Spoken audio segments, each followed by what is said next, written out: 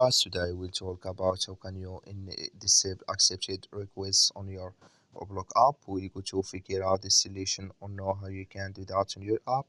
So you just follow these ways, then it's going to work with you. All you have to do, you just go down, you click here on this sign down here, you just click on it.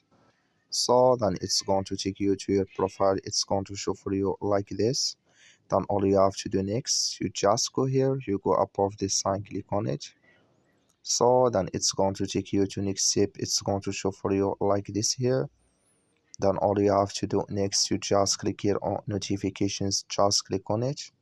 You come to next step here, it's going to show for you like this. Then you go down here, you just come here to accepted requests, click in this sign or this color.